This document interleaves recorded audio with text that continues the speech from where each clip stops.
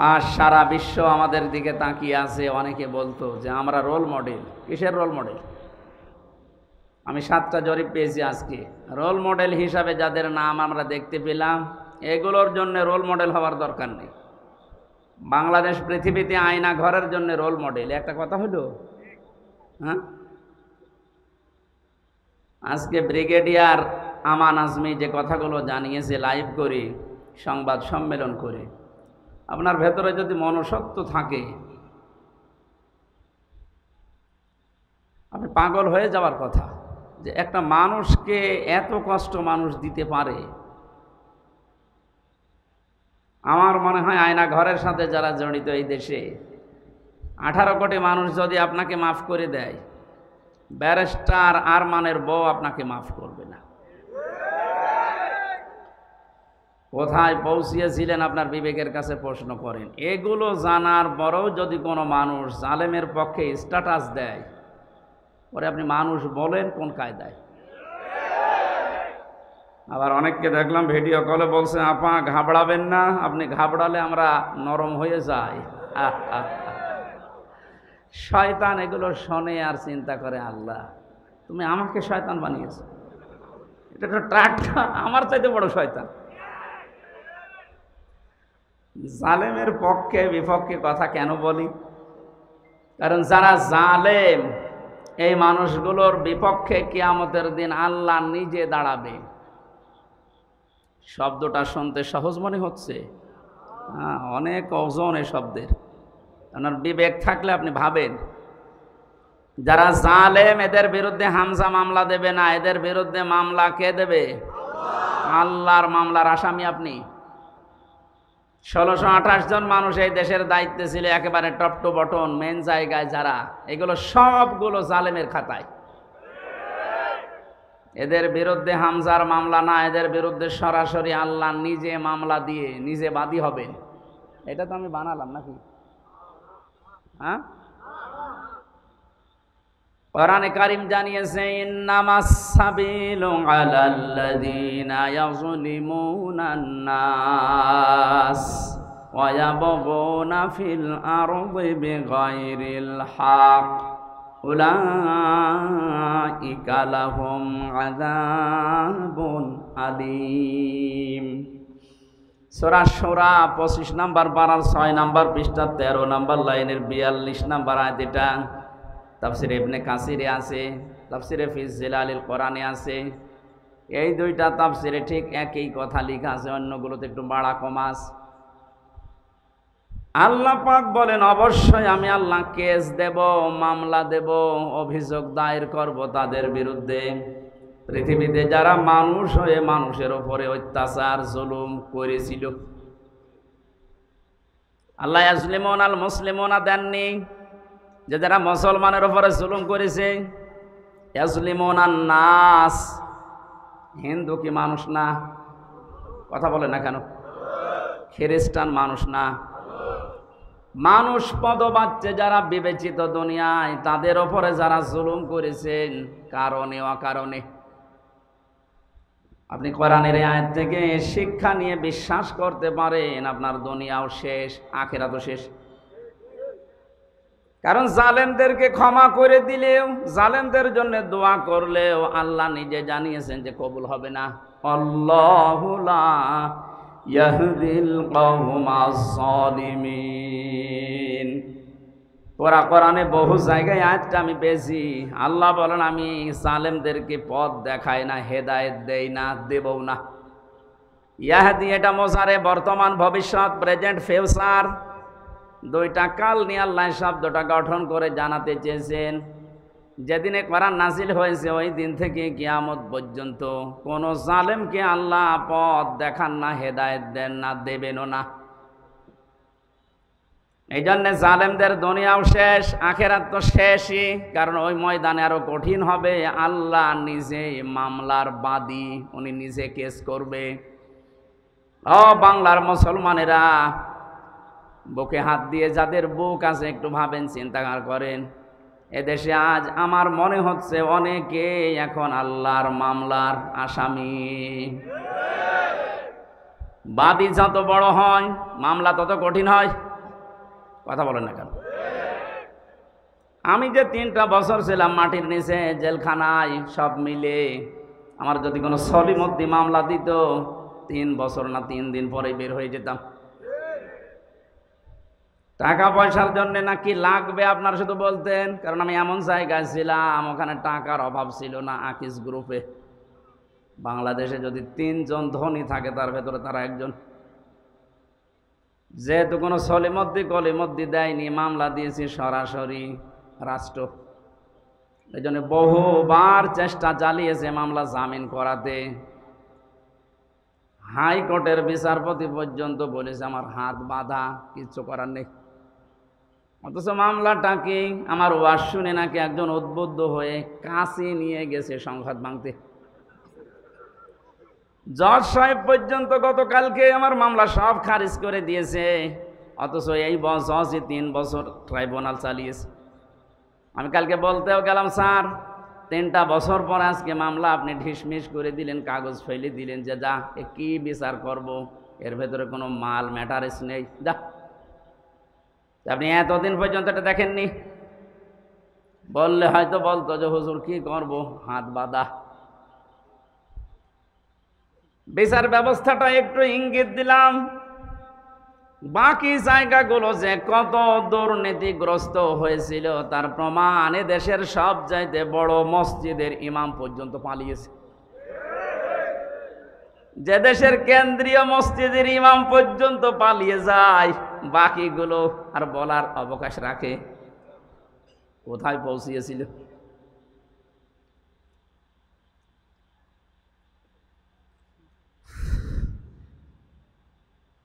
আমার মামলার বাদী যেহেতু প্রধানমন্ত্রীর নিজে আলেমদের মামলার বাদী উনি ছিল, এই কারণে আমাদের জামিন নেই।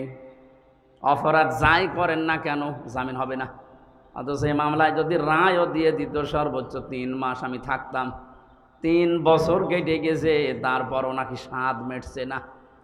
বলে এখনই ছেড়ে দেব? কি আইন দেখেন তো, আদালত দোষ চায়, আদালত দেখছে না, আমরা করব কি? আর গোপনে গোপনে বলে যে কি করব, এই কয়দিনে হুজুর ছেড়ে ছাড়া পেয়ে যাবে, আর কিছুদিন থাক। জালেমরা যখন ক্ষমতায় থাকে, চেয়ারে থাকে, মনে করে আল্লাহ মনে হয় দয়া করে মায়া করে ভালোবেসে আমাদের চেয়ারে বসিয়ে রেখেছে। ওয়ালা ইয়াহসাবান্নাল্লাযীনা কাফারু আন্নামা নুমলি লাহুম খায়রুল লিআনফুসিহিম ইন্নামা নুমলি লাহুম লিয়াজদাদু ইসমা ওয়ালাহুম আযাবুম মুহিন। সূরা আলে ইমরানে আছে, জালেমেরা ধারণা করে, মনে মনে করে আমাদেরকে আল্লাহ কল্যাণ করেন, ভালোবাসেন, মহব্বত করেন, এই জন্যই আমাদেরকে চেয়ারে বসিয়ে রেখেছে। আল্লাহ পাক বলেন না, ওদেরকে চেয়ারে বসিয়ে অপকর্মগুলো করার সুযোগ দিয়েছি যেন ওদের পাপ পরিপূর্ণ হয়ে যায়। বাস্তবতা এইটাই।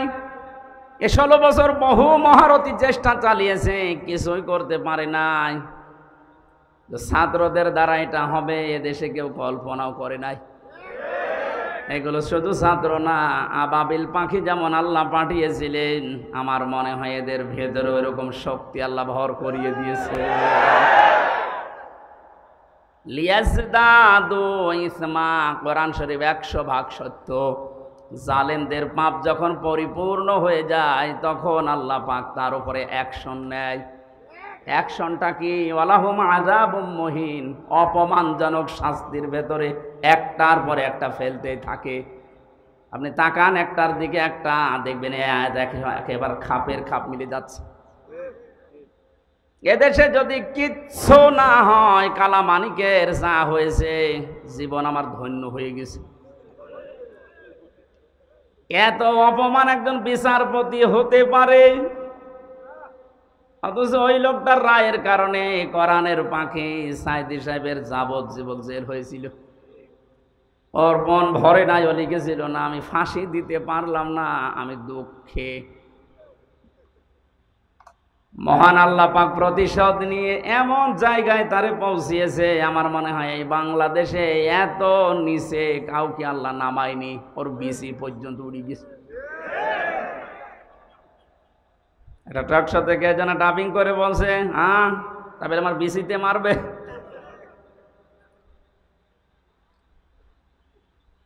যারা যারা এই জুলুমের সাথে সম্পৃক্ত ছিল, আমি তো অন্যগুলোর কারণে হয়নি, যাদের কারণে হয়েছে এদেরকে যেন ছাড় দেওয়া না হয়।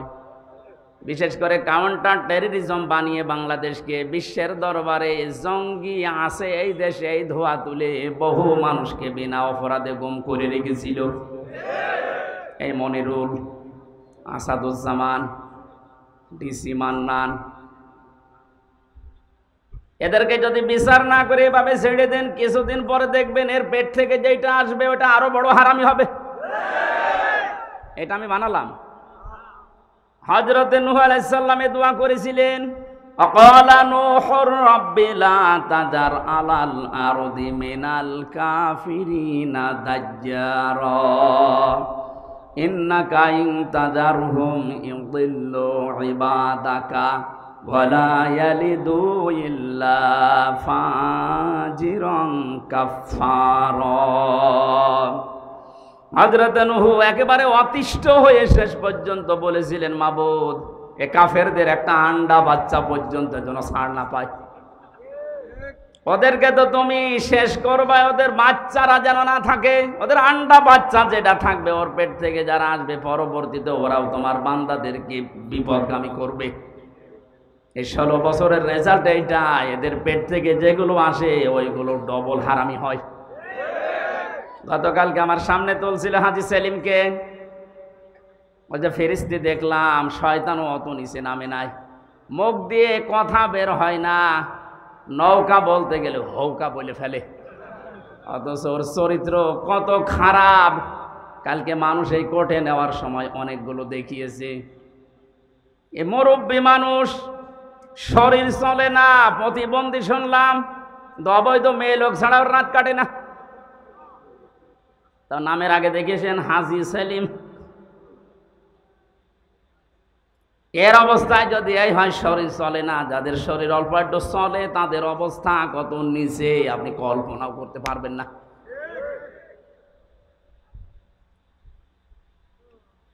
আমি যেটা বোঝানোর জন্য পর্যন্ত এসেছি, জালেমদের কোনো ছাড় আল্লাহ যখন দেয়নি, আমি অত দরদ দেখানোর দরকার নেই। কারণ জালেমদের দুনিয়াও শেষ, আখিরাতও শেষ। আপনার কি মনে হয় আল্লাহ যার নিজের মামলার বাদী, সে কার কাছে মুক্তি পাবে বলেন? আল্লাহ নিজে রায় দেবেন, নিজে বিচারপতি, নিজেই বাদী। ওর আর মাপ পাওয়ার, ক্ষমা পাওয়ার, ছাড় পাওয়ার কোন সম্ভাবনা আছে? জালেম যারা ছিলেন তাদের দোসর যারা দুনিয়া শেষ করে ফেলেছেন, আখিরাত তো শেষই।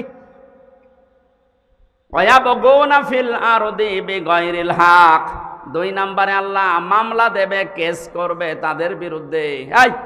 ভালো করে শুনেন, আল্লাহ নিজে মামলা দেবে, কেস করবে, অভিযোগ দায়ের করবেন। 2 নম্বরে তাদের বিরুদ্ধে যারা পৃথিবী শান্ত হয়ে যাওয়ার পরে আবার বিশৃঙ্খলা তৈরি করার জন্য বিদ্রোহ করে। এই 5 তারিখের পর থেকে এই 3 তারিখ পর্যন্ত যেটা 7-8 বার হয়ে গেল, সংখ্যালঘু নাম দিয়ে হিন্দুদের দিয়ে চালিয়েছিল, কিন্তু হালে পানি দেয়নি। এক কথা বলে না কেন? এরপরে আনসারদের দিয়ে, তাও মানেনি। এদেশের জনগণ এবং ছাত্ররা সজাগ ছিল, এজন্য সব বলে দিয়েছে যে আমাদেরকে এগুলো করাচ্ছে, আপনি করতে গেলেন কেন? দেশটা তো বেশ শান্তই হয়ে যাচ্ছে। এদেশকে উপরে তোলার জন্য কিছু করার দরকার নেই, শুধু এই দরবেশের মতো যারা টাকা পাচার করেছে এই টাকাগুলো নিয়ে আসেন, এমনি দেশ দাঁড়িয়ে যাবে। 36,000 কোটি টাকায় দরবেশের, অথচ পদ্মা সেতুই মাত্র 32,000 কোটি টাকা লেগেছে। ও টাকাগুলো আসলে ওরকম সেতু আরেকটা বানানো যাবে। দরবেশের অবস্থা যদি এই হয়, বাকি যেগুলো দরবেশ না, ধরবেশ, তাদের অবস্থা কি বলেন তো? আমি কয়েকদিন আগেও বাইরের কয়েকটা রাষ্ট্র ঘুরে আসলাম, ওদের যে বেগম পাড়া দৃশ্য দেখলে চোখ কপালে উঠে যাবে। কি করেছে কি তারা!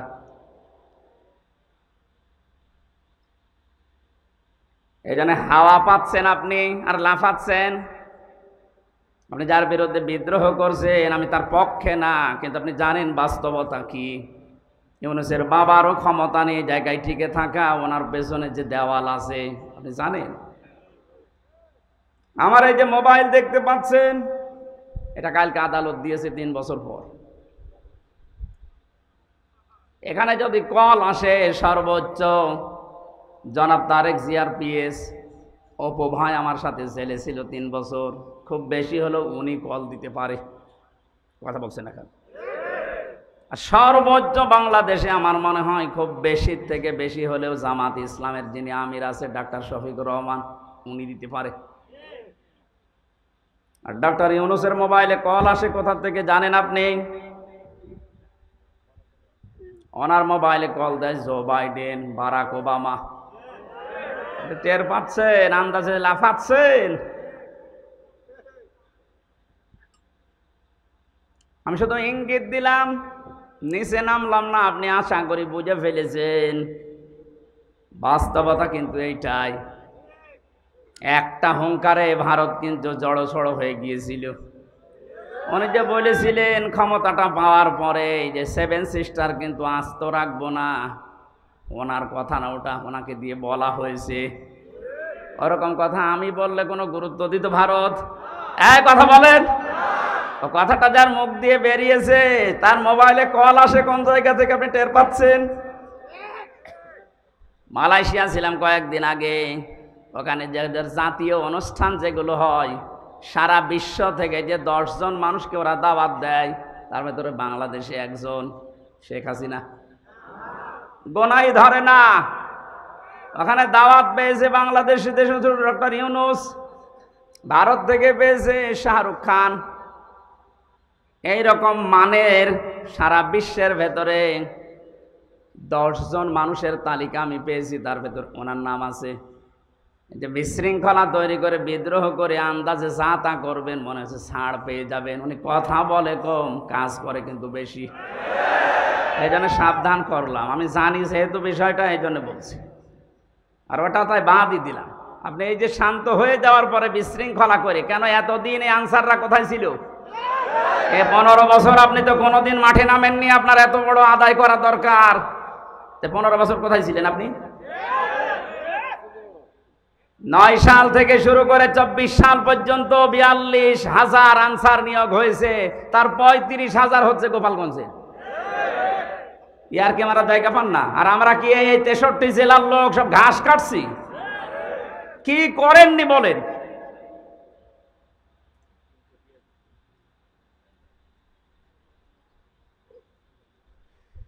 আমি বললাম না আল্লাহ এমনিতেই ধরেনি। পাপ যখন পরিপূর্ণ হয়ে গেছে, আল্লাহ বলেন ইন্না বাতশা রাব্বিকা লাশাদীদ, আমার ধরা বড় শক্ত ধরা। আমি যদি সত্যিই কাউকে ধরি, ফেরাউনকে আল্লাহ স্বৈরাচারী হওয়ার কারণে ধরেছিল।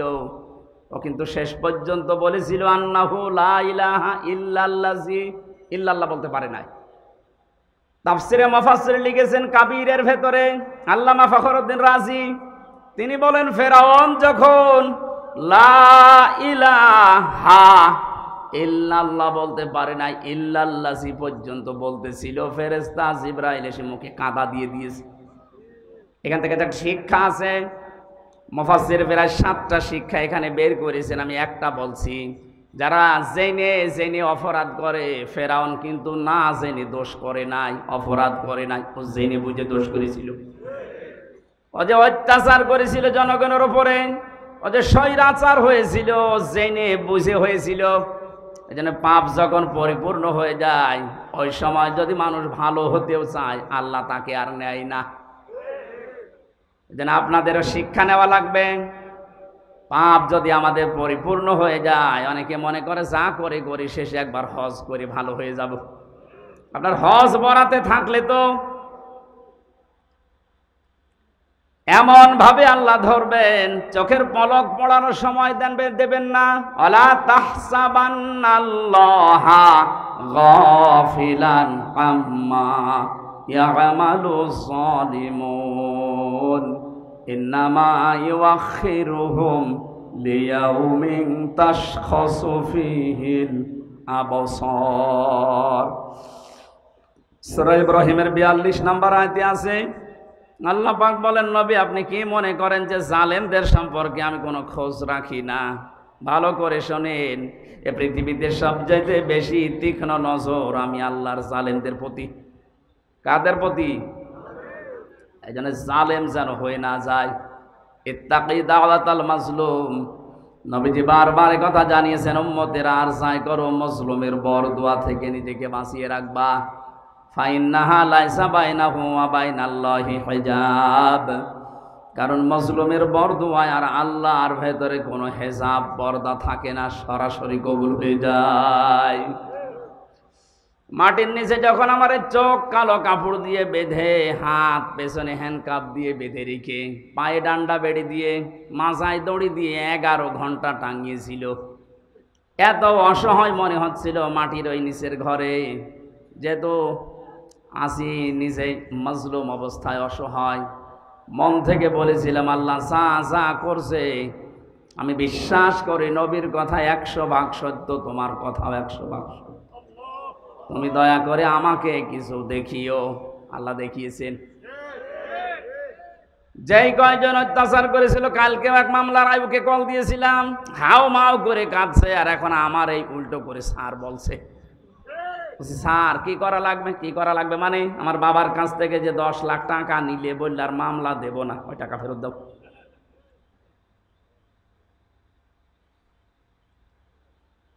পাপ এমন পর্যায়ে পৌঁছিয়েছে, আমার নিজেরটাই বললাম, বাকি ওই যে ছোট হুজুর যেটা রফিকুল মাদানি আমার সাথে ছিল 2 মাস, আমার বলছে, হুজুর আমি তো ছোট মানুষ, আমার সাথে যা করেছে বলার মতো না।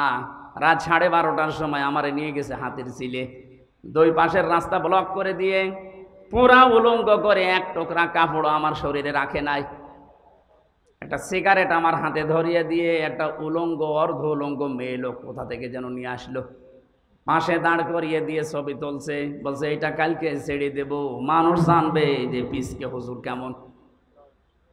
বলছে, হামজা ভাই আমি যেহেতু ছোট মানুষ, ওদের তুলনায় মেয়েটা আমার পাশে দাঁড়িয়েছে, ওর মাথা পর্যন্ত আমি না, এত লম্বা মেয়ে মানুষ। এসআই ছবি তুলছিল, অট্ট হাসিতে সব ফেটে পড়ছে। একজনকে ভাই বললাম যে আমি তো অসহায়, আপনি যা করছেন এগুলোকে হারুন স্যার জানে, যে হারুন আঙ্কেল অথচ জানে না, মানে উনি তো করাচ্ছে। উনি মাঝে মাঝে রিমান্ডে এসে যে সুন্দর সুন্দর টকিং করতো, এত সুন্দর কথা বলতো ফেরেশতার মতো, আর উনি আমার এই অপমান করার জন্য এত দূর নেমেছে। অসহায় হয়ে চোখের পানি ফেলে বললাম, মাবুদ তুমি সত্য, আমি জানি যা করছে তুমি দেখতে পাচ্ছ, অন্তত দুনিয়ায় তুমি আমার চোখে দেখিও যে হারুনের কিছু হয়েছে। আল্লাহ দেখায়নি, আল্লাহ যে দেখিয়েছে 3 ইঞ্চি। কথা বলেন, মহিলারা পর্যন্ত এখন 3 ইঞ্চি, সব মুখে সিকিউরিটি গেছে, কোথায় নামিয়েছে আল্লাহ দেখেন। তারপরেও তো এখনো লুকিয়ে আছেন, বাইরে যদি জনগণ পায় পিটিয়ে মেরে ফেলবে। যে কয়টারে পাচ্ছে, কেউ ডিম মারছে, কেউ পানি মারছে, কেউ কেক মারছে। এদেশে ইসলাম এবং মুসলমানদের বিরুদ্ধে প্রকাশ্যে এবং গোপনে যারা যুদ্ধ ঘোষণা দিয়েছিল, তার ভেতরে আমার কুষ্টিয়ার ননু আলী একজন। ননু না ইনু, ইনু ননু। শয়তানের উপরে এত রাগ মানুষের, আদালতে তোলার সময় একজন দিয়েছে 1 লাথি। কালকে হাজিরা দিতে গিয়ে ওই পুলিশগুলোর সাথে দেখা, গারদে নিয়ে গেল আমারে, ভেতরে এসে বলছে, হুজুর কতদিন আসেননি? আমার কি করতে আসবো আবার? কিছু শোনেন, আপনার কুষ্টিয়ার ওই যে ইনুমিয়া, ওরা আমরা এত সিকিউরিটি দিয়ে ভালোভাবে নিয়ে যাচ্ছিলাম, কোন দিক থেকে লাল পোশাক পরা একজন এসে মারল লাথি, কিচ্ছু করার নেই, ধর ধর করতে করতে পালিয়ে গেছে, দেখতে আর একজন লাথি মারার জন্য আসতেছে। ফালাহুম আযাবুম মুহিন, আল্লাহ যে বলেছে আপন নিচে নামাবো, মানুষ কল্পনাও করতে পারবে না। অথচ 5 বছর আগে ওর দাপট দেখেছেন। এদেশে আলেমদের নামে তেতুল হুজুর লাগিয়েছে এই লোকটা, হাজার হাজার আলেমের ওস্তাদ যে লোকটা আল্লামা শাহ আহমেদ শফি রহমতুল্লাহ আলাইহে জিন্দা ওয়ালি ছিল, হাজার হাজার মানুষকে আলেম বানিয়েছে। এই লোকটার নাম দিয়েছে এই ইনুক্তিত তেতুল হুজুর। আমি তিরমিজি শরীফে একটা হাদিস পড়েছিলাম যে আলেমদেরকে যদি কেউ প্রকাশ্যে অপ্রকাশ্যে অপমান করে, মহান আল্লাহ পাক ওই জামানায় ওই দেশে মানুষের ওপরে 6টা গজব নাজিল করে। তার ভেতরে 1 নম্বরে যারাই অপমান করবে তাদেরকে এত নিচে নামাবে, পৃথিবী অবাক হয়ে দেখবে যে হচ্ছে কি। এটার যে বাস্তব প্রমাণ, মানে ইনুকে দেখলাম আর এই কালামানিককে দেখলাম।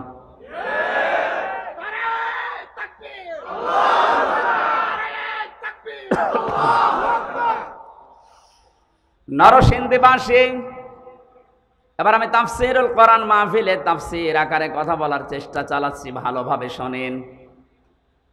আল্লাহ জালেমদেরকে হেদায়েত দেবেন না, জালেমদের বিরুদ্ধে নিজে মামলা দেবেন। এই জন্য ওদের কোনো পক্ষে কোনো কথা নেই, ওদের যা বললাম সব বিপক্ষে। আল্লাহ কোরআনে কারীম আমাদেরকে দিয়েছেন লিতাশকার জন্য না, দুঃখ পাওয়ার জন্য না, না খেয়ে থাকার জন্য না। বন্যা দিয়ে প্রতি বছর বছর আমাদেরকে মেরে ফেলবে আর আমরা শুধু সুবহানাল্লাহ পড়ে যাব, এই জন্য দেয়নি। আল্লাহ পাক বলেন কোরআন কেন দিয়েছি জানেন? যে নামগুলো দিয়ে আল্লাহ কোরআনে কারিমে বিশ্ব নবীকে ডাক দিয়েছেন। আমি পড়া কোরআন পড়ে নবীর নাম পেয়েছি বিশেষভাবে 7টা। কয়টা? 1 নম্বরে আল্লাহ ডাক দিয়েছেন ইয়াসিন, 2 নম্বরে তহা, 3 নম্বরে মোহাম্মদ, 4 নম্বরে আহমদ, 5 নম্বরে আব্দুন বা আব্দুল্লাহ, 6 নম্বরে মুজাম্মিল, 7 নম্বরে মুদ্দাসসির। আপনি প্রতিটি শব্দের দিকে খেয়াল করে মিলান তো। প্রথম নাম আল্লাহ তাকে ডাক দিলেন ইয়াসিন।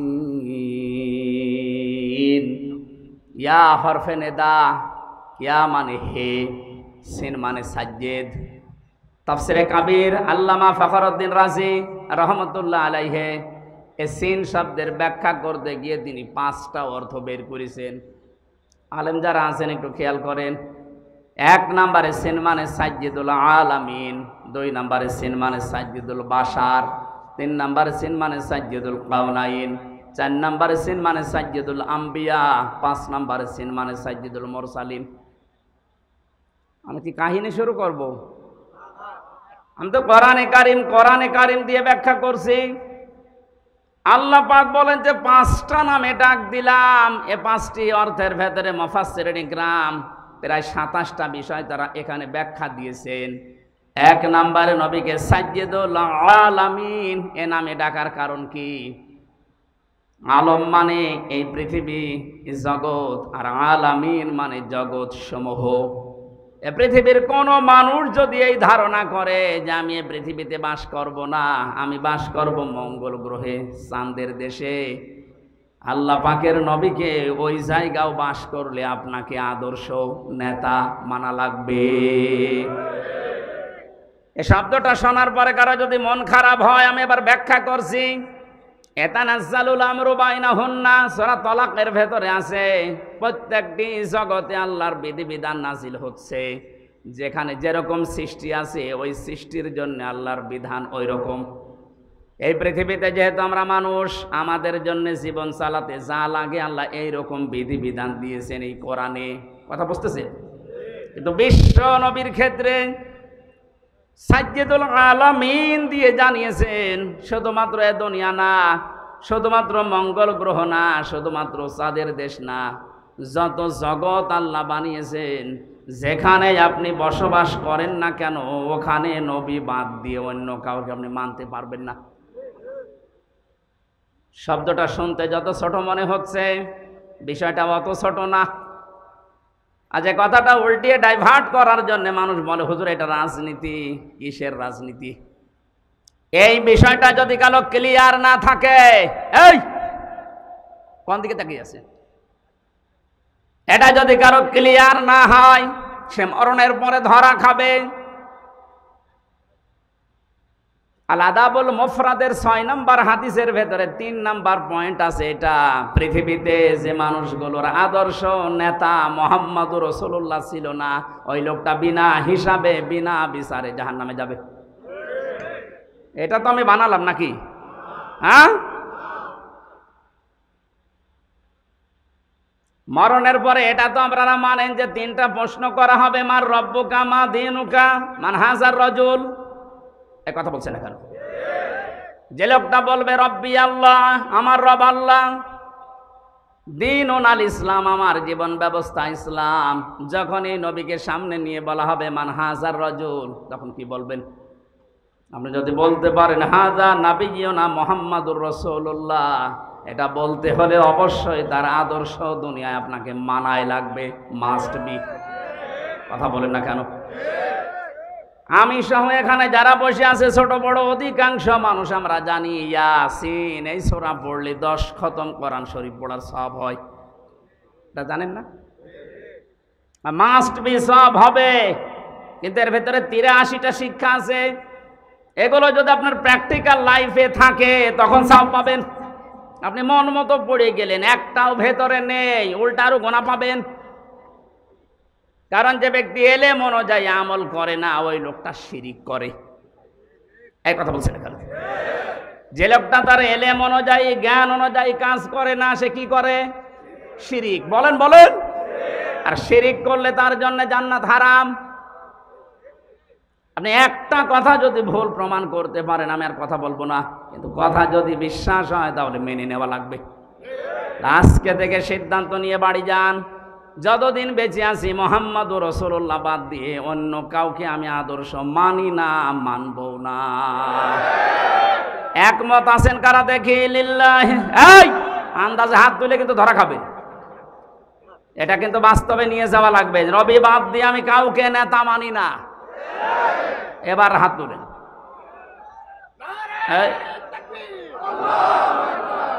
আপনি হাত নামান, আপনার দরকার নেই। আপনি মানতে পারবেন না আমি জানি, আপনি এতটুকু তুলেছেন।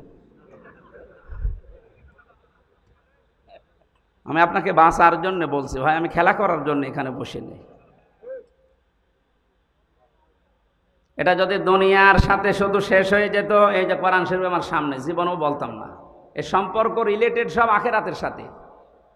কারণ মানুষকে আল্লাহ মরণের পরে যখন বিচার করার জন্য তুলবেন, এক একজনকে তুলবেন আলাদা আলাদা ভাবে তার নিজের সামনে, নাকি 10 লক্ষ একবারে? অনেকেই বলে না কিয়ামতে আমার বাবা যান লক্ষ লক্ষ মুরিদ নিয়ে আসবে মিছিল দিতে দিতে। এটা বানানো কথা। কোরআনে কারীম জানিয়েছে সূরা মরিয়ম 16 নম্বর পারা 10 নম্বর পৃষ্ঠা 15 নম্বর লাইনের শেষ নম্বর রুকুর 95 নম্বর আয়াত। এটা তাফসিরে ফি জিলালিল কোরআনে আছে। অকুল্লুহুম আতিহি ইয়াউমাল কিয়ামাতি ফারদা। হে নবী, আপনি জানিয়ে দেন কিয়ামতে প্রতিটি মানুষকে আমার সামনে আমি দাঁড় করাবো বিচার করার জন্য, স্রেফ একা একা।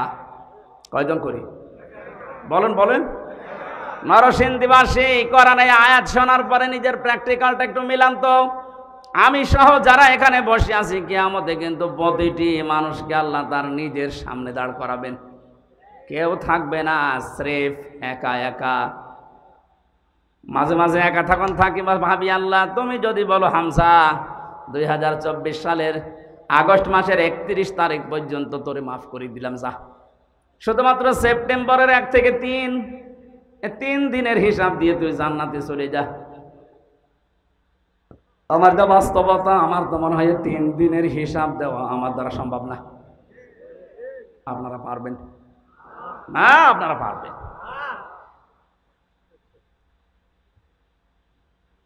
বিচারের যে সিস্টেমগুলো, ধাপগুলো আমি কোরআনে পেয়েছি। আল্লাহর বিচারে কোনো অবিচার বলতে কিছু নেই, এটা মানেন তো? আল্লাহর বিচারে কোনো অবিচার, বলেন বলেন। আল্লাহর বিচারে ন্যায় বিচার যদি উনি করেন, কেউ জান্নাত পাবে না। হ্যাঁ, আল্লাহ যদি ন্যায় বিচারও কারো সাথে করে, জান্নাতে যাওয়া সম্ভব না। কারণ 1 গ্লাস পানির হিসাবও দিতে পারবেন না। হ্যাঁ, আল্লাহর কাছে মাপ পাওয়ার জন্যে, বাঁচার জন্যে একটা উপায় আছে, উনি যদি দয়া করে ক্ষমা করে দেয়। এই জন্য কাবা শরীফ যখন তাওয়াফ করছিলাম, ষষ্ঠ চক্কর একটা দোয়া আমার মনে এসেছে, আল্লাহুম্মা ইন্না আলাইয়া হুকুকান ফিমা বাইনি ওয়া বাইনিকা। আল্লাহর কাছে বলা হচ্ছে, রব্বুল আলামিন, কাবা আমার সামনে, আমি তোমার গোলাম, তুমি আমার মালিক। আমি গোলাম হিসাবে তুমি আমাকে বহু কিছু দিয়েছো, নেই থেকে তুমি আমারে হামজা বানিয়েছো, কিন্তু তুমি আমার মালিক হিসাবে আমি গোলামের কাছে, আমি দাসের কাছে তো তুমি অনেক কিছু পাবে, আমি তো কিছুই দিতে পারলাম না। একটা রাস্তা আমার খোলা আছে, আল্লাহ তুমি এই কাবার সামনে নিয়ে বলছি, দয়া করে আমারে মাফ করে দাও। ও নরসিংদীবাসী, হিসাব শুধু নাম শুনেছি, জীবনে কোনোদিনকে সম্মুখীন হয়েছি আমরা? এটা যে কত বড় কঠিন, যারা এই চিন্তায় থাকতো তাদের জীবনই আল্লাহ পাল্টিয়ে দিয়েছে। খলিফাতুল মুসলিমিন হযরত ওমর রাদিয়াল্লাহু তাআলা আনহু তার সন্তানটাকে মাদ্রাসায় দিয়ে আসলেন, আব্দুল্লাহ। ওখানে প্রধান বিচারপতি হযরতে আলীর সন্তান হোসাইনও পড়ে, বারবার কলম ফেলে দিচ্ছে, ডাক দিয়ে বলে, আব্দুল্লাহ তুলে দাও, তুলে দাও, তুলে দাও। তিনবার বলার পর ওনার কাছে রাগ হয়ে বলে, হোসাইন তুমি বারবার কলম ফেলে দাও, আমারে তুলতে বলো, আমি কি তোমার খাদেম, চাকর নাকি? হযরত হোসাইন মুশফসকে বলেই ফেলেছেন যে তুমি শুধু চাকর না, তুমি চাকরের বাচ্চা চাকর। ছোট মানুষ তো বোঝে নাই কথার অর্থ। একবারে বাড়িতে গেছে, তার বাবা কিন্তু দেশের প্রেসিডেন্ট, ডাক দিয়ে বলছে, আব্বা আমি আর মাদ্রাসায় যাব না। কেন? হোসাইন আমারে গালি দিয়েছে, শুধু আমাকে না তোমাকেও ছোট করেছে। চাকরের বাচ্চা চাকর বলেছে, এতগুলো মানুষের সামনে তুমি বিচার করো, নাই মাদ্রাসায় পড়া আমি যাব না। ঠিক আছে, এখন না, জমার দিন বিচার করব। জমার দিন যখন হাজারো মানুষ সামনে বক্তব্য দেওয়ার সময় তিনি বললেন, সাহাবীরা আমি একটা বিচার করব। হোসাইন এখানে আসো, হ্যাঁ সামনে আসো। ডাক দিয়ে বললেন, তুমি আমার সন্তানটাকে চাকরের বাচ্চা চাকর বলে গালি দিয়েছো, খাদেমের বাচ্চা বলে। হযরত হোসাইন বললেন, হ্যাঁ। কেন বললে? হযরত হোসাইন বলে, খলিফা বুকে হাত দিয়ে বলেন তো, আপনি কি আমার নানার খাদেম ছিলেন না?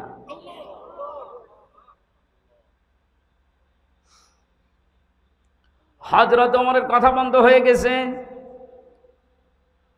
ডাক দিয়ে বলে, হোসাইন হ্যাঁ আমি তো এভাবে ভাবিনি, আমি তো খাদেমি ছিলাম, কিন্তু তুমি কি এই কথাটা লিখে দিতে পারবা? কাগজ কলম নিয়ে আসেন। ছোট মানুষ তো, যেই কাগজ না খাজুরের পাতা নিয়ে এসেছে, উনি লিখে দিলেন, ওমর আমার নানার খাদেম ছিল, আমি দেখেছি, ইতি হোসাইন ইবনে আলী।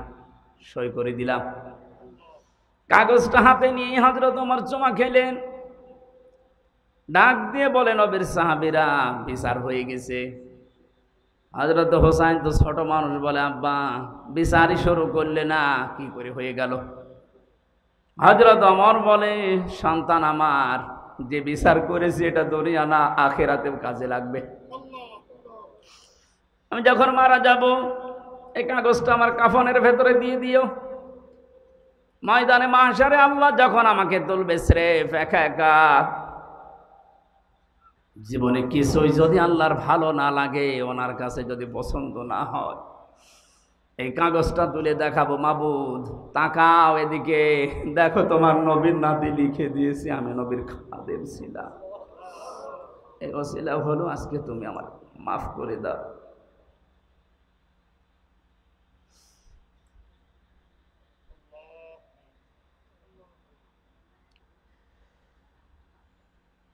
শুধু শুনেছি কিয়ামত, এটা বাস্তবতা এখন অনুধাবন করেননি। এটাতে কত বড় কঠিন বিষয়। বিশ্ব নবী নিজে প্রতিদিন 100 বার করে বলতেন, আল্লাহ তুমি আর চাই করো, আমার হিসাবটা তুমি সহজ করে দিও। আকাশের তারকা দেখতে পান, নবীজি জানিয়েছেন কেউ যদি আকাশের তারকা গণনা করে একদিন হয়তো শেষ করে ফেলবে। কিন্তু হযরত ওমর 26 বছর বয়সে মুসলমান হয়ে কয়েক বছরে যত নেকির কাজের আঞ্জাম দিয়েছে, কিয়ামত পর্যন্ত কেউ যদি হযরত ওমরের নেকি গণনা করে কোনোদিন শেষ হবে না।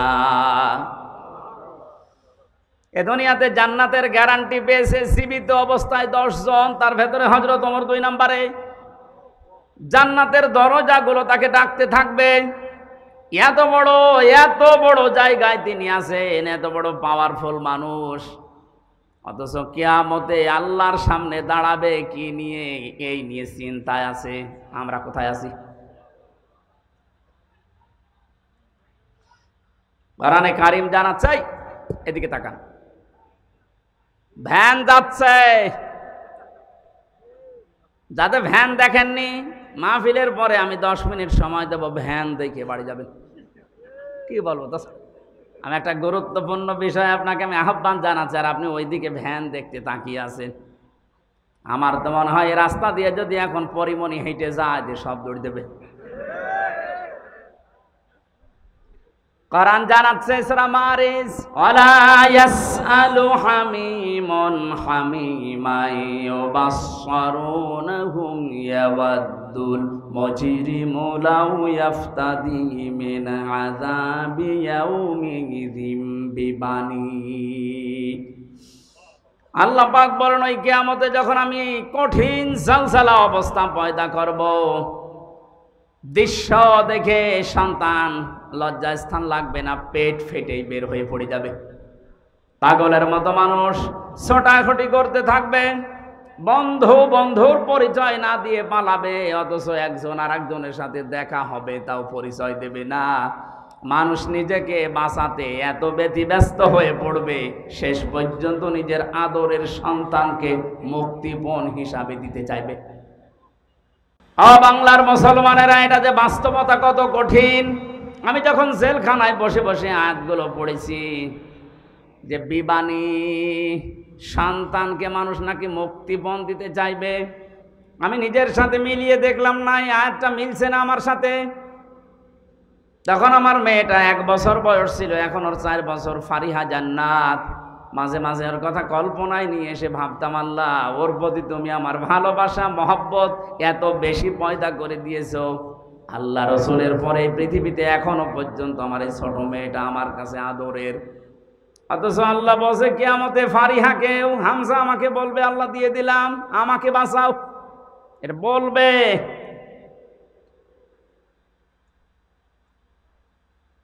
وصاحبته وأخيه وفصيلته التي تؤويه। আল্লাহ বলেন, শুধু তোর সন্তান না, তোর স্ত্রীকে, তোর ভাইকে, তোর জ্ঞাতি গোষ্ঠী, তোর দলের লোক, তোর বংশের লোক, যারা তোকে আশ্রয় দিত সামাজিকভাবে, রাজনৈতিকভাবে, তাদেরকেও বলবি আল্লাহ দিয়ে দিলাম, তুমি আমারে কিছু বলবা না। আমাং ফিল আরদি জামিআ, এমনকি দুনিয়ায় যত সম্পদের মালিক ছিল সব দিতে রাজি হয়ে যাবে।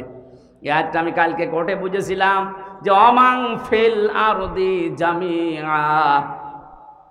কালকে হাজী সেলিম হাউ মাউ করে কাঁদছিল, ও যে কত সম্পদের মালিক, আপনারে ব্রেনে ধরবে না। অথচ হাউ মাউ করে কাল আসামির ওই কাঠগড়ায় দাঁড়িয়ে কি কান্না, ওর মনে কথা তো বলতে পারে না। আমার মনে হচ্ছে যদি কথা বলতে পারতো সঠিকভাবে, বলতো, বিচারপতি যা লাগে আমার সম্পদের সব নিয়ে যান, আমার এই অপমান থেকে বাঁচান। আল্লাহ ওইটা তুলে ধরেছেন, অমাং ফিল আরদি জামিআ। ও দুনিয়ার যত স্থাবর অস্থাবর সম্পদের মালিক ছিল বলবে আল্লাহ সব দিয়ে দিলাম, সুম্মা ইউজি, এরপর আমাকে বাঁচান। আল্লাহ সাফ জবাব দিচ্ছেন আয়াতের পরে, কাল্লা ইন্নাহা লাযা, কখনোই না, একটাও নেওয়া হবে না, তোরে আমি লাজাই দেব। কোথায়?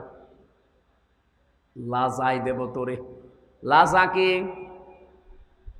জাহান্নামের যে 7টা দরজার নাম আছে, হোতামা, হাবিয়া, সাকার, সাঈর, জাহিম, জাহান্নাম আর লাজা, একটা দরজার নাম। এ ভুলটা নিরসন করা দরকার, অনেকে জানেন না। জাহান্নাম কয়টা বলেন তো? একটা। জান্নাত একটা, কিন্তু এদের স্তর আলাদা। জাহান্নামের স্তর, দরজা 7টা, আর জান্নাতের স্তর আমি কোরআনে পেয়েছি 100টার উপরে। প্রশ্ন আসতে পারে সেই 1 থেকে পড়ছি যে জান্নাত 8টা জাহান্নাম 7টা, না, কোরআনে কারীম জানিয়েছে লাহা সাবাতু আবওয়াব লিকুল্লি বাবিম মিনহুম জুজউম মাকসুম। সূরা হিজরের 44 নম্বর আয়াত 14 নম্বর পারার 3 নম্বর পৃষ্ঠা 7 নম্বর লাইনে আছে। আল্লাহ পাক বলেন জাহান্নামের দরজা 7টা। জাহান্নামের দরজা কয়টা বলেন বলেন? লিকুল্লি বাবিম মিনহুম জুজউম মাকসুম। পৃথিবীতে যে যেই ধরনের অপরাধ করেছে তাকে আল্লাহ ওই দরজা দিয়ে প্রবেশ করাবে।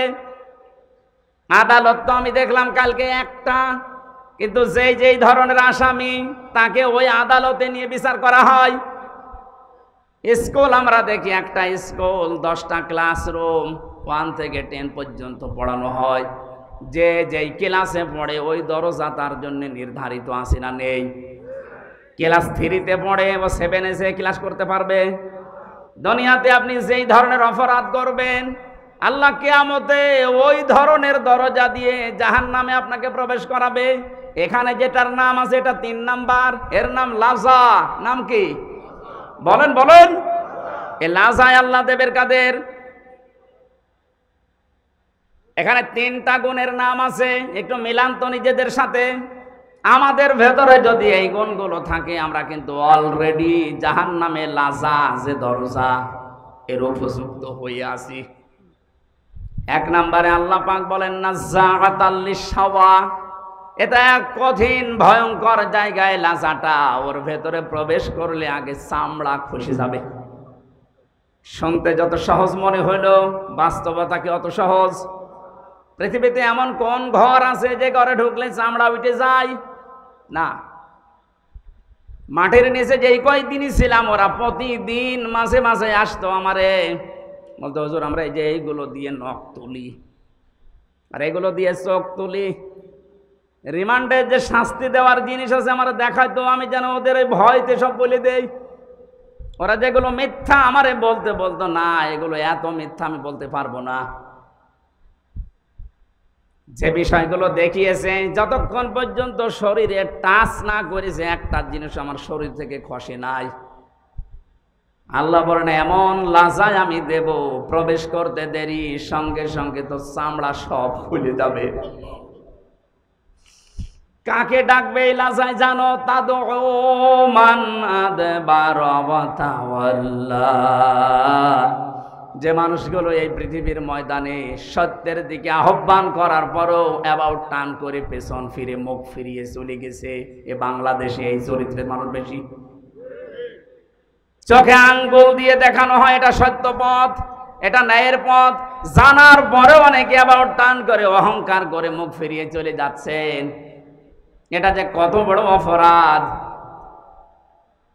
কোরআনে কারিমের সূরা আরাফ 14 নম্বর পারার 14 নম্বর পৃষ্ঠার 7 নম্বর লাইনে 40 নম্বর আয়াত আল্লাহ নাযিল করেছেন এই জন্যই, ইন্নাল্লাযীনা কাযযাবু বিআয়াতিনা ওয়াস্তাকবারু আনহা লা তুফাত্তাহু লাহুম আবওয়াবুস সামা ওয়া লা ইয়াদখুলুনাল জান্নাহ।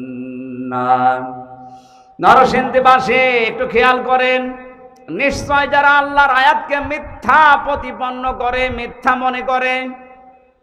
আপনারা বলতে পারেন কয় আল্লাহর আয়াত তো মিথ্যা মনে করি না, মিথ্যা প্রতিপন্ন করি না, তে শোনার পর আপনি ঘাড় ঘুরিয়ে চলে যান কোন কারণে?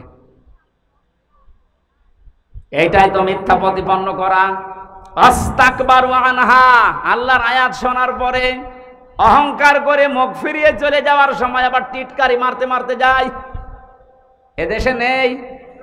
হ্যাঁ, কথা বলেন না কেন?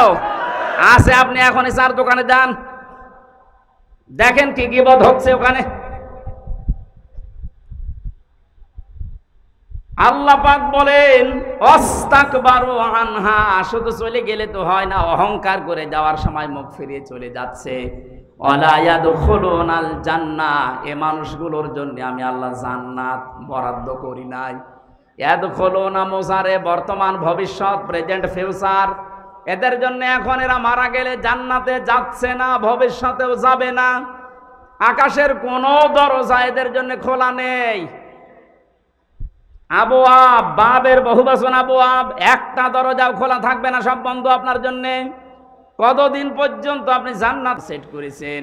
হাত্তা ইয়ালিজাল জামালু ফি সাম্মিল খিয়াত, যতদিন পর্যন্ত উটে সূচের ছিদ্র দিয়ে উট প্রবেশ করে যেতে না পারে ততদিন আপনি জান্নাতে যেতে পারবেন না।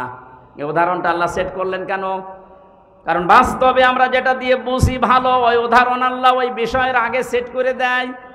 আমরা এটা বুঝলাম কোনদিন সূচের ওই ছিদ্র দিয়ে উট প্রবেশ করা সম্ভব? আরো জোরে বলেন। আল্লাহর কোরআন শোনার পরে যারা অহংকার করে মুখ ফিরিয়ে চলে যাচ্ছেন, জান্নাতে যাওয়া আপনার জন্য এইরকম অসম্ভব। ওয়াকাযালিকা নাজিজিল মুজরিমিন, আল্লাহ পাক বলেন জালেম মুজরিম যারা, পাপিষ্ঠ যারা, এদেরকে আমি এভাবেই শাস্তি দিতে থাকবো। লাহুম মিন জাহান্নামা মিহাদু ওয়া মিন ফাওকিহিম গাওয়াশ ওয়া কাযালিকা নাজজিজ যালিমিন। এই মানুষগুলোকে যখন কবরে রাখা হবে, সঙ্গে সঙ্গে আমি আল্লাহ জাহান্নামের চাদর ওর গায়ে পরিয়ে দেব, বিছানা বিছিয়ে দেব জাহান্নামের আগুনের বিছানা। আজ এই সমস্ত জালেমগুলো আল্লাহর আয়াত অস্বীকারী, অহংকার করে মুখ ফিরিয়ে চলে যায় যারা, এরা মারা যাওয়ার পরে দেখি ওপরেই ফুলের স্তূপ পড়ে যায়। ওপরে আপনি ফুল যতই দেন, নিচে আল্লাহ আগুন লাগিয়ে দেবে। এই জন্য আমাদের সাবধান, আমরা যেন এই দুইটা আচরণ না করি। কোরআন শোনার পরে আবার টান করে চলে যাওয়া, অহংকার করা। 3 নম্বরে ওয়া জামাআ ফাআওয়া, আল্লাহ পাক বলেন দুনিয়ায় যারা মাল সম্পদ জমা করত আর সংরক্ষিত করার জন্য যারা চেষ্টা চালাতো, জালেমরা যা করেছিল হাত ছাড়া হয়ে যাবে কোনোদিন ভাবে নাই। কথা বলেন না কেন? সারা জীবন মনে করেছিল এটা স্থায়ী, এ কোনো দিন আমার হাত থেকে যাবে না। দুনিয়ার জীবনটা এরকম, আপনি কোনো কিছু স্থায়ীভাবে রাখতে পারবেন না। আর পৃথিবীর নিয়মটা আল্লাহ এমন ভাবে বানিয়েছেন, কোনো জিনিস যদি এক জায়গায় রাখেন দেখবেন নষ্ট হয়ে যাচ্ছে। লোহা যদি এক জায়গায় রাখেন, ব্যবহার না করেন, ঠিক থাকবে না জং ধরবে? এই কথা বলেন না কেন?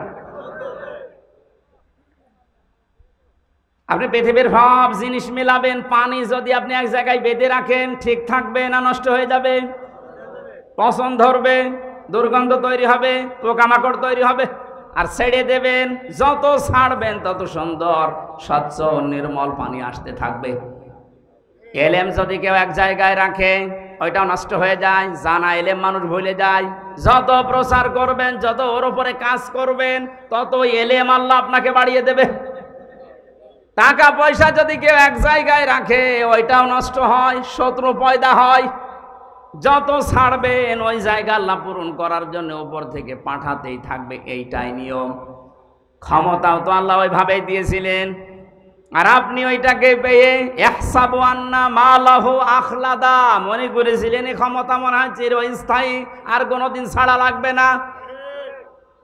পৃথিবীর কোনো কিছুই তো এক জায়গায় থাকে না, রাখলেও নষ্ট হয়ে যায়। ক্ষমতাও এক জায়গায় রেখেছিলেন, এমন ভাবে নষ্ট হয়েছে এখন নামও করতে পারছেন না। কিন্তু যদি মাঝে মাঝে পাল্টাতো তাহলে এত গরম হতো না। যারা সম্পদ যারা জমা করছেন, এর হক আদায় করছেন না। আজকের তেলাওয়াত কিন্তু আয়াতে ওই 3টা পয়েন্টের উপরে আল্লাহ আলোচনা করছেন। আপনাদের কষ্ট হয়ে যাচ্ছে? আমি ইয়াসিন শব্দটা দিয়ে পর্যন্ত এক কায়দায় এসেছিলাম যে কিয়ামতে আল্লাহ প্রথম বিচারে ডাকবেন আপনাকে একা একা, দ্বিতীয় বিচারের সিস্টেমে আল্লাহ একা আর ডাকবেন না। ইয়াউমা নাদউ কুল্লা উনাসিম বিইমামিহিম। রব্বুল আলামিন বলেন কিয়ামতে দ্বিতীয় বিচারের সিস্টেমে ধাপে প্রতিটি মানুষকে আমি আল্লাহ ডাক দেব তার নেতার সাথে। এই একটু বসেন, এই বিষয়টা আগে ক্লিয়ার করি। কিয়ামতের প্রথম বিচারে আল্লাহ ডাকছেন আপনাকে একা ধাপে ধাপে, দ্বিতীয় ধাপে আপনাকে আর একা ডাকবে না, এবার ডাকবে আপনার নেতার সাথে। কার সাথে বলেন বলেন? আগে নেতা, এরপরে কর্মী। এই তথ্যটা সূরা বনী ইসরাইলের ৭২ নম্বর আয়াতের প্রথম অংশে আছে। প্রথমে আপনাকে আল্লাহ ডাকবে না, এবার ডাক দেবে আপনার নেতাকে, এরপরে আপনাকে। অবিবেকবান মানুষেরা নিজের কাছে এবার প্রশ্ন করেন তো, আপনি যারা আদর্শ মেনে চলেন, যাকে নেতা বলে মানেন, ওকে যদি আল্লাহ কিয়ামতে আগে ডাকে এরপরে আপনাকে, আপনার কি মনে হয় যে আল্লাহ ওর সিরত ওর চরিত্র ওইটা দেখে আপনাকে মাফ করে দেবে? হ্যাঁ, এখনই বলছেন না, আপনি তো ধরা খাবেন।